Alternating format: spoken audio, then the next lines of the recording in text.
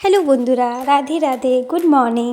এখন আমাদের সাফাই অভিযান চলছে। এমনিতে রোজই ক্লিন হয়, কিন্তু সপ্তাহে একদিন এভাবেই পরিষ্কার করা হয়। কিন্তু আমাদের মা মনসা পুজো আছে, যেটা চৈত্র মাসেই হয়, তো সেই পূজা উপলক্ষেই এখন সাফাই অভিযান চলছে। আমি ফ্রিজটা ক্লিন করছিলাম, তাই ভাবলাম তোমাদের সাথে এই ভিডিওটা শেয়ার করি। পুজোর উপলক্ষে যদি ফ্রিজ ক্লিন করি তখন জল দিয়ে ধুয়েই করি, এইভাবে পুরো জল দিয়ে ধুতে হয়। আমি ফ্রিজ ক্লিনের জন্য কোলগেটই ব্যবহার করি। তোমরা কে কি ব্যবহার করো সেটা কমেন্টে জানিও।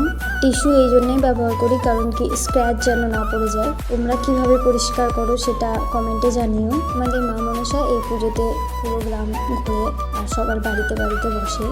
আমাদের বাড়ির সাতমা গাদির ঠাকুর, উনি আমাদের এই বাড়িতেও আসেন। ওদিকে পুরো ক্লিনিং করছে, আমি ফ্রিজটা করছি। ফ্রিজটা আগে ডাইনিংয়ে ছিল, তখন জল পড়লে পুরো বাড়িতে হয়ে যেত, তাই ফ্রিজটিকে কিচেনে শিফট করা হয়েছে। কিচেনে জলটা কিচেনের পাইপ দিয়ে বেরিয়ে যায়। আমি এভাবে ক্লিন করি যেন স্ক্র্যাচ না পড়ে। আমি স্কচ ব্রাইট ব্যবহার করি না।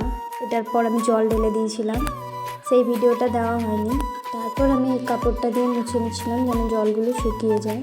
আর আমি ভেতরের বর্তনগুলোতেও স্কচ ব্রাইট ব্যবহার করি না, নরম প্যাকেট দিয়েই ক্লিন করি। ফ্রিজে এখন আর ননভেজ কিছু রাখা যাবে না, পেঁয়াজ রসুন কোনো কিছুই না। ফ্রিজে শুধু ফ্রুট আর সবজিই থাকবে। আমার ক্লিনিং কমপ্লিট, লেবু দিয়ে দিয়েছি। ভিডিওতে লাইক, শেয়ার আর চ্যানেলটি সাবস্ক্রাইব করে আমার পাশে থাকুন। দেখা হবে পরে ভিডিওতে।